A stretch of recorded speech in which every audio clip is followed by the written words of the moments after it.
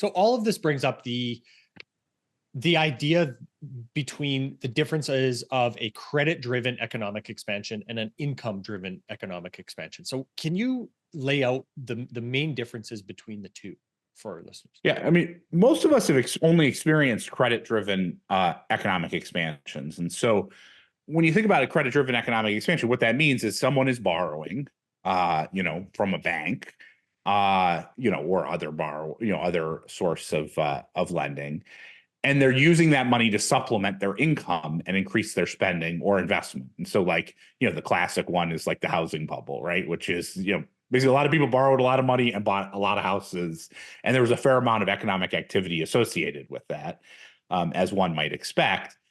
And the trouble with that, with the borrowing driven expansion, is that there are limits to the amount of credit that can be taken on by a household or a business, in particular related to their cash flows. And if you look at the U.S. housing bubble, first we had 80 LTV loans, and then we had 100 LTV loans, and then we started paying people to take on loans, right? And then eventually we got to the point where we've exhausted we found every borrower in America who could take a loan, and we saddled them with incredible amounts of debt. And we were like, okay, well then what else can be done? And the answer is not a whole heck of a lot, right? And so that's when in some ways, debt cycles exhaust themselves, because at some point you basically have lent to all the creditworthy borrowers and often then some. And at some point, there are no other borrowers that you can plausibly lend to. Plus, the balance sheets of lenders start to become constrained, and that combined with an interest rate tightening creates a downturn. So what that highlights is a credit cycle creates an unsustainable buildup of liabilities and credit that can't continue for forever. Now, an income-driven cycle is very, very different, because it doesn't create those unsustainable imbalances. And to make that cycle, to simplify that cycle, basically imagine there's just you and I, and what happens is I paint your house, and you give me $100, and I take that $100 and give it to you, and say, hey, can you mow my lawn? Just that simple. Both of us have engaged in economic activity, the painting and the lawn mowing. Both of us have more income, right? Because what happens is, I got $100, you got $100, right?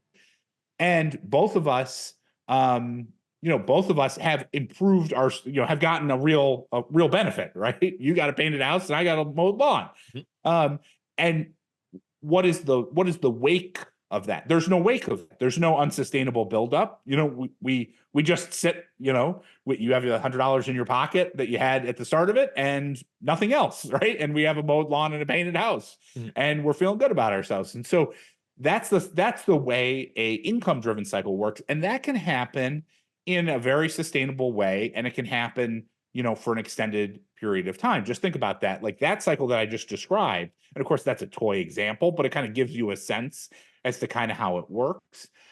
Often people will say, well, you have to have let's say an inflationary spiral. It's there's no inflationary spiral here. It's just I paint your house, you mow the lawn, and that's what we do. And then theoretically we could just do it the next year and the next year and the next year. No problem. Right. And, maybe we do something a little bit better than what we did the previous year. And that's what growth is. Right. And that's basically how that cycle can persist. And so you need, in that sort of environment, because it doesn't have that natural, two important points. One, interest rates in what I just described could be 1,000%, or they could be zero. And it would have actually no effect on this transaction between you and I. No impact. Because nobody's using credit. Because no one's using credit. Yeah. It doesn't matter. Now, of course, that's a little, it's obviously overly stylized, but it kind of gives you a sense in economies with very underdeveloped credit systems. This is actually this is basically how economies expand and contract.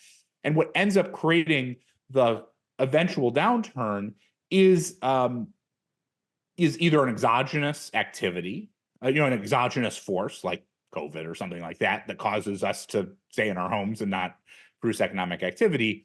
Or what starts to happen is we start to invest a little bit too much on expectations that will continue to grow, that don't become realized, and then eventually we slow down that investment. Because one of the things that could happen is, as I, paint your house and get the $100, I could go invest in more painting equipment and things like that, which has its own GDP effect. And if I don't actually see the end demand that comes in the next year and the next year and the next year, I may slow my investment. And of course, you spend the $100 at the hardware store, and the hardware store gets the money, et cetera, et cetera. And so that's often how those cycles work.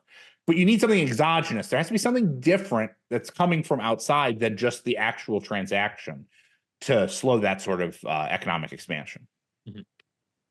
So does or can a credit-driven growth cycle lead to an income-driven cycle as wages catch up to this new amount of credit in the system? Yeah, it's an interesting question, and I think one in which if you sort of go if you go back through like US cycles back in the 50s and 60s, what you had was a mostly income driven cycle, but the let's say the turns were supported by credit, in the sense of, when you had a decline in interest rates, you had people looking at that and saying, well, I can borrow a little bit and engage in some economic activity, borrow to buy a car or something like that, to engage in a capital transaction. And that sort of creates a bit of a spark, which then starts to create, someone sells you the car, that's their income. They take that income, they spend it, et cetera, and it goes through the economy. And so in some previous cycles and sort of old time cycles, you had modest shifts in debt, creating that income generation, but it was really the income expansion that was the big driver, once that sort of spark happened in the economy, which is different from, I think, as you got to something where, like the 2008 cycle, that was a cycle where essentially all the volatility of economic activity was driven by marginal borrowing in one form or another. And so, we transition, it doesn't mean that there's no income, because obviously people have income, Mhm. but the question is more what drives the volatility rather than what drives, the absolute level of spending. Mhm.